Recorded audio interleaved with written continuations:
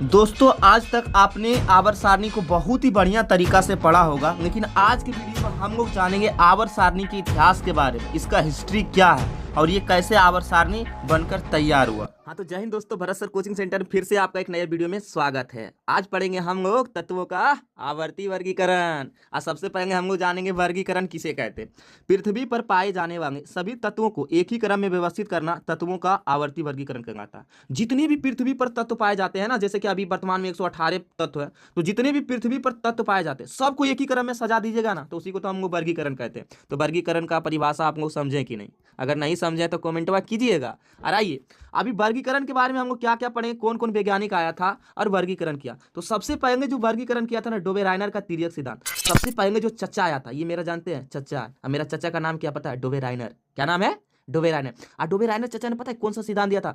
तिर्यक सिद्धांत दिया था। इनके बाद जो मार्केट में एक और चचा आया, भरत सर का दूसरा चचा, जिनका नाम था न्यूमैन का अष्टक सिद्धांत। इन्होंने कौन सा सिद्धांत दिया? अष्टक सिद्धांत दिया था। और तीसरा भी चचा आया, मेंडलीव का आवर्त सारणी। और मेंडलीव का आवर्त सारणी जैसा आया ना, मार्केट में गर्दा उड़ा दिया एकदम, ओहो मोए मोए हो गया। तो अगला जो आया, और वो तो खतरनाक चचा था, मेरा बड़का चचा। और मेरा बड़का चचा का नाम था आधुनिक आवर्त सारणी। और वही आधुनिक आवर्त सारणी को आप लोग पढ़ते हैं। तो आज जो नियम पढ़े ना, वो मेरा बड़का चचा का नियम है। उनका नाम क्या था? मोसंगे चचा, जिन्होंने दिया था आधुनिक आवर्ती सारणी, मॉडर्न पीरियोडिक टेबल। तो आइए सभी चचा के बारे में जानते हैं, यानी कि सभी नियमों को जानते हैं। तो पहला नियम क्या है पता है सर? पहला नियम है आपका डोबेराइनर का तिर्यक सिद्धांत। और डोबेराइनर ने तिर्यक सिद्धांत दिया था 1829 में। लेकिन आप हम पे गुस्सा करते होंगे कि भरत भैया हम लोगों ने पढ़ा 1817 में दिया, आप यहाँ बता रहे 1829 में। आप तो बड़ा टेंशन वाली बात है। देखिए टेंशन वाली नहीं है, नियम आपका ही आंसर सही है। लेकिन जो 29 दिए, क्यों पता? तीन को तत्व खोजा गया था। ये जो तीनों तत्व ना, के क्या बनता है? कैल्शियम हो गया, अपने क्लोरीन, क्लोरीन सॉरी क्लोरीन हो गया, ब्रोमीन हो गया, आयोडीन। 1829 में ही नियम लागू हुआ था, इसलिए दे दिया जाता है। चलिए पढ़ते नियम को, क्या क्या है नियम। नियम में पहला तत्व क्या कहता है? देखिए तिर्यक सिद्धांत किसे कहते हैं, सुनिएगा ध्यान से मेरे प्यारे भाइयों एवं बहनों। डोबेराइनर ने तत्वों को तीन तीन समूह में रखा, इसलिए इसे तिर्यक सिद्धांत किया। आप यहाँ पे देख सकते हैं, तीन समूह में, तीन समूह में, तीन समूह में, इसलिए इसे तिर्यक सिद्धांत का। समझ गए ना तिर्यक सिद्धांत किसे का? अच्छा, ये जो तिर्यक सिद्धांत था किस पर आधारित था आपसे पूछा जाएगा। तो तिर्यक सिद्धांत आपका परमाणु भार पर आधारित था, एटॉमिक मास पर था। और अगला चीज अगर पूछा जाए कि आखिर तिर्यक सिद्धांत कहते हैं किसे गुरुजी, तो सुनिएगा गुरुवाइन जी, कहते किसे थे? इन तत्वों के पहले और तीसरे तत्व परमाणु भार के औसत द्रव्यमान के बराबर होते। नहीं समझे? उतना थ्योरी समझने की जरूरत नहीं है।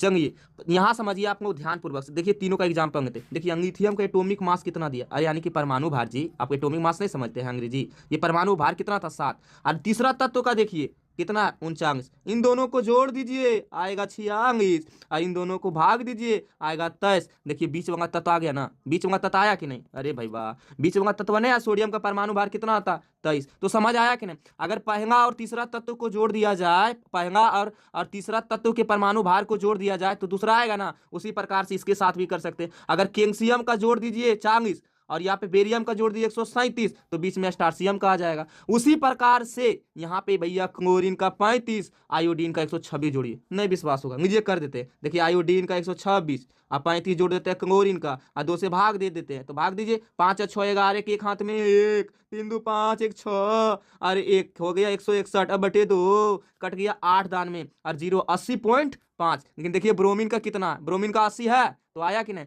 आखिर कहने का मतलब क्या है आप लोग का? सीधे सीधे कहिए ना, सीधी बात नो बकवास। अरे भाई बात सीधे सीधी बात कहते हैं कि पहला तत्व और तीसरा तत्व के परमाणु भार को जोड़ दीजिए तो दूसरा तत्व आएगा। समझ गए ना सिद्धांत? तिर्यक सिद्धांत। एक चचा गया बोरा में, अब दूसरा चचा आए हैं। वेलकम टू सेकेंड चचा।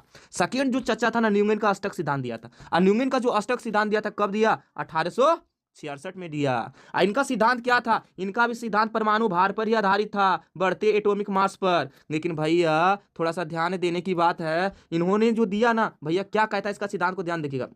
कहता है हर एक तत्व अपने 8वें तत्व के गुण के समान होगा। आप यहाँ पे ध्यान पूर्वक देखिए भैया, न्यूमैन का अष्टक नियम। यहाँ पे न्यूमैन का अष्टक नियम में कितने तत्व देख लीजिए। न्यूमैन के अष्टक नियम में 56 तत्व ज्ञात था। कितने तत्व ज्ञात था? 56 तत्व। 56वां तत्व कौन है बताए? थोरियम है। 56वां तत्व कौन सा है? तो बोलिए 56वां तत्व कौन सा है? थोरियम है। पूछेगा न्यूटन का अष्टक नियम कहाँ तक ही लागू था? तो कैल्शियम तक लागू था। कैल्शियम के बाद तो इसका हावे छूट गया था, कैल्शियम के बाद काम नहीं किया, तो कैल्शियम तक लागू था। अंतिम तत्व कौन था बताइए? अंतिम तत्व थोरियम था। इनका तत्व का सिद्धांत क्या कहता है? थोड़ा ध्यान दीजिएगा जनाब, ध्यान देने वक्त देखिए यहाँ पे ध्यान से दीजिएगा।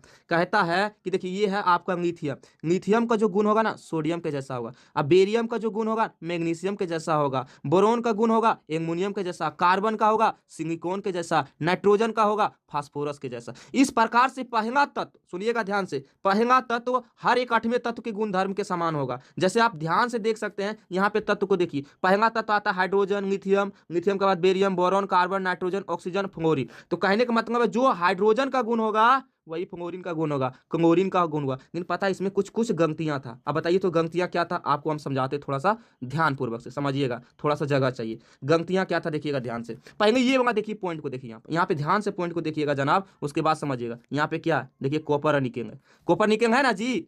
कॉपर का जो कॉपर निकेल है, कॉपर निकेल है सीओ से कोबाल्ट होता है, कोबाल्ट और एनआई निकेल होता है। कोबाल्ट का जो एटॉमिक मास है, एटॉमिक भार है, वो 58 पॉइंट कितना 93 है। जबकि निकेल का कितना पता? 58.69 है। तो देखिए सबसे ज्यादा कोबाल्ट का परमाणु भार है, लेकिन देखिए सबसे पहले कोबाल्ट को रख दिया, उसके बाद निकेल को।